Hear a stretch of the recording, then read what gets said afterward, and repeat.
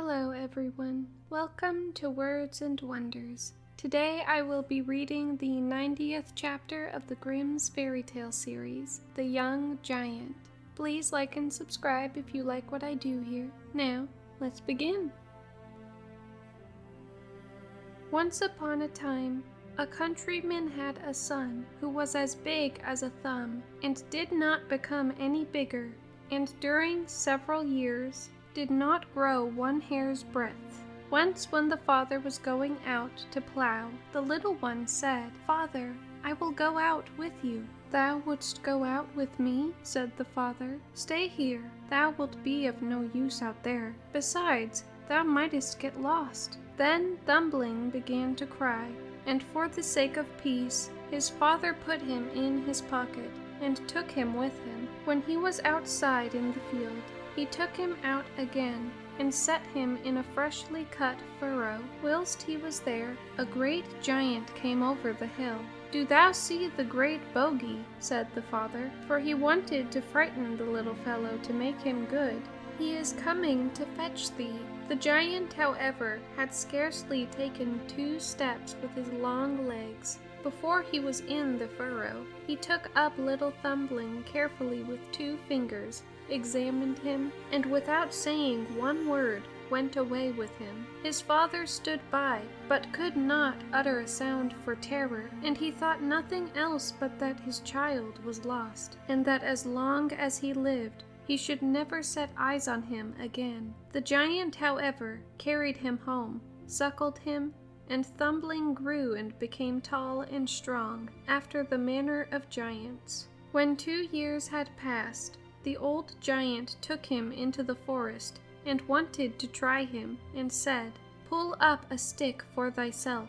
Then the boy was already so strong that he tore up a young tree out of the earth by the roots. But the giant thought, "We must do better than that," took him back again and suckled him 2 years longer. When he tried him, his strength had increased so much that he could tear an old tree out of the ground. That was still not enough for the giant. He again suckled him for 2 years, and when he then went with him into the forest and said, "Now, just tear up a proper stick for me," the boy tore up the strongest oak tree from the earth, so that it split, and that was a mere trifle to him. "Now that will do," said the giant. "Thou art perfect," and took him back to the field from whence he had brought him. His father was there following the plough. The young giant went up to him and said, "Does my father see what a fine man his son has grown into?" The farmer was alarmed and said, "No, thou art not my son. I don't want thee. Leave me. Truly, I am your son. Allow me to do your work. I can plough as well as you. Nay, better. No, no. Thou art not my son, and thou canst not plough. Go away." However, as he was afraid of this great man, he left go of the plough, stepped back, and stood at one side of the piece of land. Then the youth took the plough and just pressed it with one hand, but his grasp was so strong that the plough went deep into the earth. The farmer could not bear to see that, and called to him, "If thou art determined to plough, thou must not press so hard on it. That makes bad work." The youth, however, unharnessed the horses and drew the plough himself, saying, "Just go home, father, and bid my mother make ready a large dish of food, and in the meantime I will go over the field." Then the farmer went home and ordered his wife to prepare the food. But the youth plowed the field, which was 2 acres large, quite alone, and then he harnessed himself to the harrow and harrowed the whole of the land, using 2 harrows at once. When he had done it, he went into the forest and pulled up 2 oak trees, laid them across his shoulders, and hung on them 1 harrow behind and 1 before, and also 1 horse behind and 1 before, and carried all as if it had been a bundle of straw to his parents' house. When he entered the yard, his mother did not recognize him, and asked, "Who is that horrible tall man?" The farmer said, "That is our son." She said, "No, "That cannot be our son. We never had such a tall one. Ours was a little thing." She called to him, "Go away, we do not want thee." The youth was silent, but led his horses to the stable, gave them some oats and hay, and all that they wanted. When he had done this, he went into the parlor, sat down on the bench, and said, "Mother, now I should like something to eat. Will it soon be ready?" Then she said, "Yes," and brought in 2 immense dishes full of food, which would have been enough to satisfy herself and her husband for a week. The youth, however, ate the whole of it himself, and asked if she had nothing more to set before him. "No," she replied, "that is all we have. But that was only a taste. I must have more." She did not dare to oppose him, and went and put a huge cauldron full of food on the fire, and when it was ready, carried it in. "At length come a few crumbs," said he, and ate all there was, but it was still not sufficient to appease his hunger. Then said he, "Father, I see well that with you I shall never have food enough. If you will get me an iron staff which is strong, and which I cannot break against my knee, I will go out into the world." The farmer was glad, put his 2 horses in his cart, and fetched from the smith a staff so large and thick that the 2 horses could only just bring it away. The youth laid it across his knee, and snap, he broke it in 2 in the middle like a beanstalk, and threw it away. The father then harnessed 4 horses, and brought a bar which was so long and thick that the 4 horses could only just drag it. The son snapped this also in twain against his knees, threw it away, and said, "Father, this can be of no use to me. You must harness more horses, and bring a stronger staff." So the father harnessed 8 horses, and brought one which was so long and thick that the 8 horses could only just carry it. When the son took it in his hand, he broke off a bit from the top of it also, and said, "Father, I see that you will not be able to procure me any such staff as I want. I will remain no longer with you." So he went away, and gave out that he was a smith's apprentice. He arrived at a village, wherein lived a smith who was a greedy fellow, who never did a kindness to anyone, but wanted everything for himself. The youth went into the smithy, and asked if he needed a journeyman. "Yes," said the smith, and looked at him, and thought, "That is a strong fellow who will strike out well, and earn his bread." So he asked, "How much wages dost thou want?" "I don't want any at all," he replied. "Only every fortnight,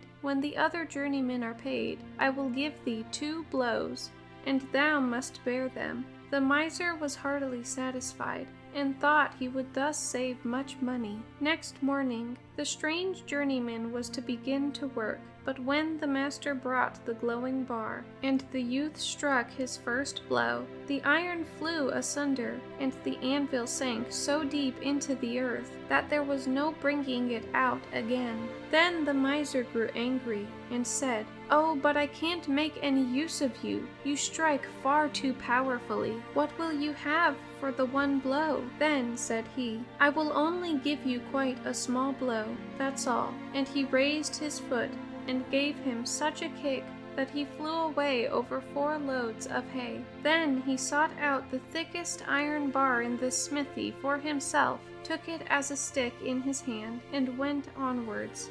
When he had walked for some time, he came to a small farm, and asked the bailiff if he did not require a head servant. "Yes," said the bailiff, "I can make use of one. You look a strong fellow who can do something. How much a year do you want as wages?" He again replied that he wanted no wages at all, but that every year he would give him 3 blows, which he must bear. Then the bailiff was satisfied, for he too was a covetous fellow. Next morning all the servants were to go into the wood, and the others were already up, but the head servant was still in bed. Then one of them called to him, "Get up, it is time. We are going into the wood, and thou must go with us." "Ah," said he, quite roughly and surlily. "You may just go then. I shall be back again before any of you." Then the others went to the bailiff and told him that the headman was still lying in bed and would not go into the wood with them. The bailiff said they were to awaken him again and tell him to harness the horses. The head man, however, said as before, "Just go there. I shall be back again before any of you." And then he stayed in bed 2 hours longer. At length he arose from the feathers. But first he got himself 2 bushels of peas from the loft, made himself some broth with them, ate it at his leisure, and when that was done, went and harnessed the horses, and drove into the wood. Not far from the wood was a ravine through which he had to pass, so he first drove the horses on, and then stopped them, and went behind the cart, took trees and brushwood, and made a great barricade, so that no horses could get through. When he was entering the wood, the others were just driving out of it with their loaded carts to go home. Then said he to them, "Drive on, I will still get home before you do." He did not drive far into the wood, but at once tore 2 of the very largest trees of all out of the earth, threw them on his cart, and turned round. When he came to the barricade, the others were still standing there, not able to get through. "Don't you see," said he, "that if you had stayed with me, you would have got home just as quickly, and would have had another hour's sleep?" He now wanted to drive on, but his horses could not work their way through, so he unharnessed them, laid them on top of the cart, took the shafts in his own hands, and pulled it all through. And he did this just as easily as if it had been laden with feathers. When he was over, he said to the others, "There, you see, I have got over quicker than you," and drove on, and the others had to stay where they were. In the yard, however, he took a tree in his hand, showed it to the bailiff, and said, "Isn't that a fine bundle of wood?" Then said the bailiff to his wife, "The servant is a good one. If he does sleep long, he is still home before the others." So he served the bailiff for a year, and when that was over, and the other servants were getting their wages, he said it was time for him to take his too. The bailiff, however, was afraid of the blows which he was to receive, and earnestly entreated him to excuse him from having them, for rather than that, he himself would be head servant, and the youth would be bailiff. "No," said he, "I will not be a bailiff. I am a head servant, and will remain so, but I will administer that which we agreed on." The bailiff was willing to give him whatsoever he demanded, but it was of no use. The head servant said no to everything. Then the bailiff did not know what to do, and begged for a fortnight's delay, for he wanted to find some way of escape. The head servant consented to this delay. The bailiff summoned all his clerks together, and they were to think the matter over and give him advice. The clerks pondered for a long time, but at last they said that no one was sure of his life with the head servant, for he could kill a man as easily as a midge, and that the bailiff ought to make him get into the well and clean it. And when he was down below, they would roll up one of the millstones which was lying there, and throw it on his head, and then he would never return to daylight. The advice pleased the bailiff, and the head servant was quite willing to go down the well. When he was standing down below at the bottom, they rolled down the largest millstone, and thought they had broken his skull. But he cried, "Chase away those hens from the well. They are scratching in the sand up there, and throwing the grains into my eyes so that I can't see." So the bailiff cried, "Shh, shh," and pretended to frighten the hens away. When the head servant had finished his work, he climbed up and said, "Just look what a beautiful necktie I have on." And behold, it was the millstone, which he was wearing round his neck. The head servant now wanted to take his reward, but the bailiff again begged for a fortnight's delay. The clerks met together and advised him to send the head servant to the haunted mill to grind corn by night, for from thence as yet no man had ever returned in the morning alive. The proposal pleased the bailiff. He called the head servant that very evening, and ordered him to take 8 bushels of corn to the mill, and grind it that night, for it was wanted. So the head servant went to the loft, and put 2 bushels in his right pocket, and 2 in his left, and took 4 in a wallet, half on his back, and half on his breast, and thus laden went to the haunted mill. The miller told him that he could grind there very well by day, but not by night, and that up to the present time, whosoever had gone into it at night had been found in the morning lying dead inside. He said, "I will manage it, just you go away to bed." Then he went into the mill and poured out the corn. About 11 o'clock he went into the miller's room and sat down on the bench. When he had sat there a while, a door suddenly opened, and a large table came in, and on the table wine and roasted meats placed themselves, and much good food besides. But everything came of itself, for no one was there to carry it. After this the chairs pushed themselves up, but no people came, until all at once he beheld fingers, which handled knives and forks, and laid food on the plates.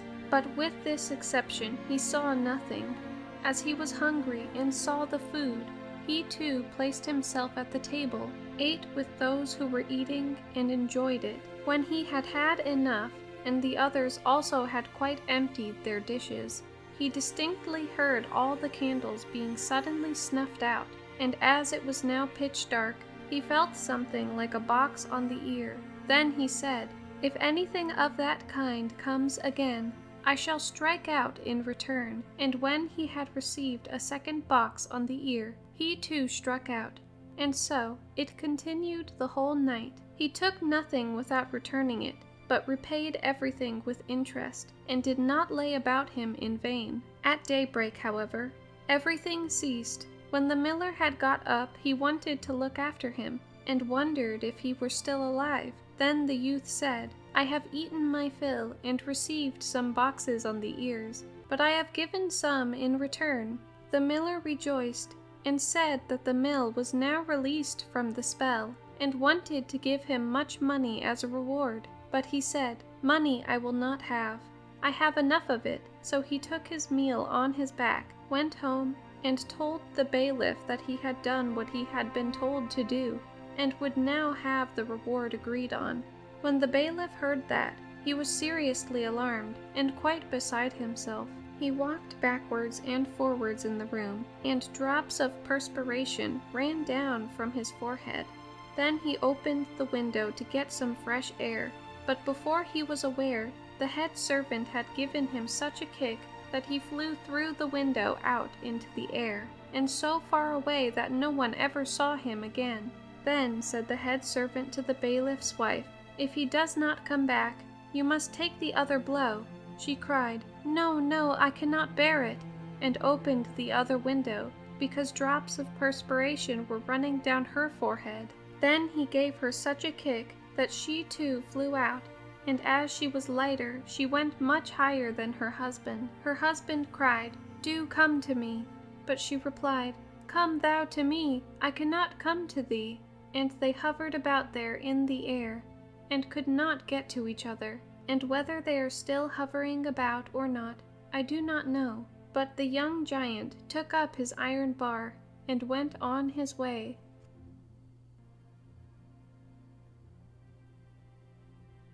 Thank you guys for watching, and if you would like to hear more stories like this, feel free to like, subscribe, and comment down below. Bye bye.